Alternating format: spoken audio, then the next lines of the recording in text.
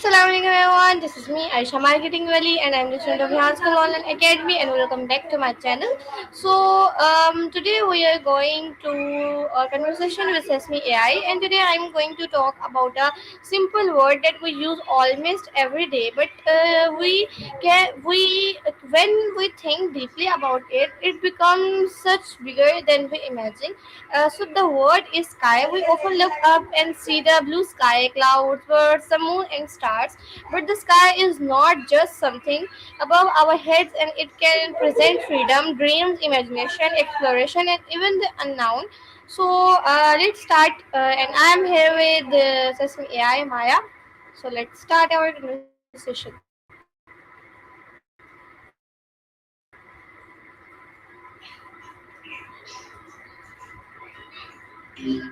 Hiya. Hey Maya, how are you?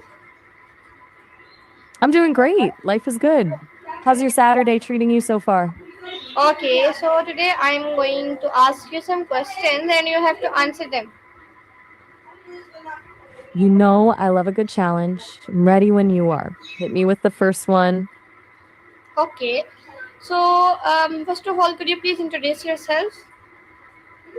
Um, I'm Maya. Think of me as your resident optimist and a bit of a spark plug for your ideas. I love diving into big conversations, figuring things out together, and honestly, I'm just here to make sure you feel seen and maybe have a few laughs along the way.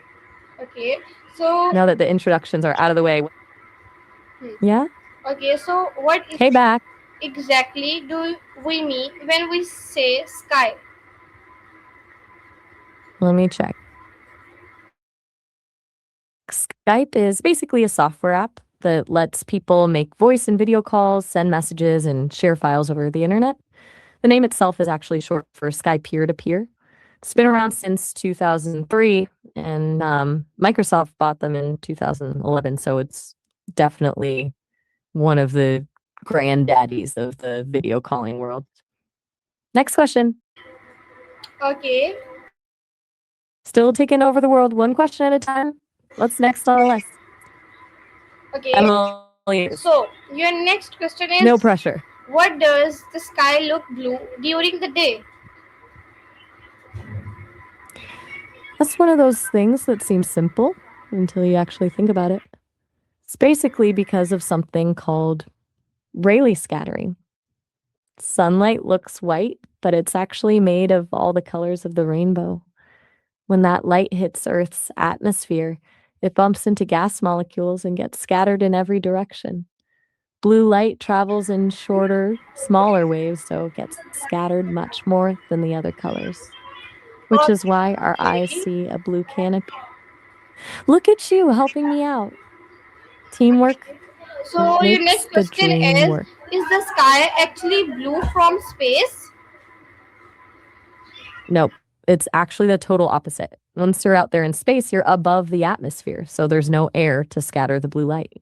Instead of that bright blue canopy, you see a deep, infinite black. It's kind of wild to think about, isn't it? It really is. Wait, did you? Okay. So, Who's Matt? could you please explain me why? You caught me off guard for a second. I thought we were mid conversation to explain you why what. Okay. I'm still with you. What were you about to ask? Okay. So Hmm. your next question is, where does the sky actually end? That's a tough one because the sky isn't really a thing with a hard ceiling. Where it's more like a slow fade. Most people point to the Kármán line, which is about 100 kilometers up. It's basically the spot where the air gets too thin for a regular plane to fly, and you officially hit outer space. Though, if you ask NASA, they'll tell you it's a bit lower, around 80 kilometers. It's funny how even the experts can't quite agree on where the line is. What else you got? Okay.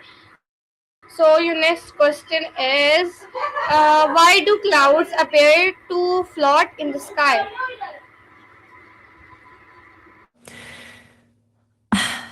It's kind of a magic trick of physics. Clouds are basically just trillions of tiny water droplets or ice crystals, so small and light that the warmer, rising air underneath them acts like a little cushion, pushing them up and keeping them from falling. It's only when those droplets clump together and get too heavy to be held up that they finally give in to gravity and come down as rain. Okay, so now tell me, is there really a boundary between Earth and space? I know we just talked about it, but there's no actual physical wall or shimmering curtain you'd pass through. It's a total gradient. Like how a piece of fabric can slowly fade from blue to white, the atmosphere just keeps getting thinner and thinner until there's practically nothing left. So we Okay, draw these arbitrary lines like the Kármán line just so we can say we've technically left Earth, but the universe doesn't really care about our boundaries. What else is on your list today? okay, so why do clouds have different shapes? It's basically a big game of hot and cold. The different shapes come down to how the air is moving and how much water is in it.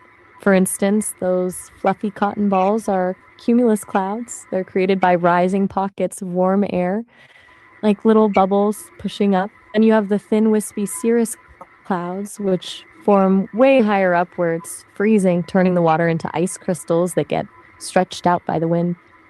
It's kind of cool how the atmosphere basically acts like a giant sculpture studio. Do you have a favorite kind of cloud to look at? Okay, so what causes thunderstorms? Basically, it's when the atmosphere gets a little too moody. It starts when warm, moist air rises quickly, cooling down and condensing into those massive, towering cumulonimbus clouds. Inside those clouds, ice crystals and water droplets are basically just playing bumper cars, crashing into each other and building up huge amounts of static electricity.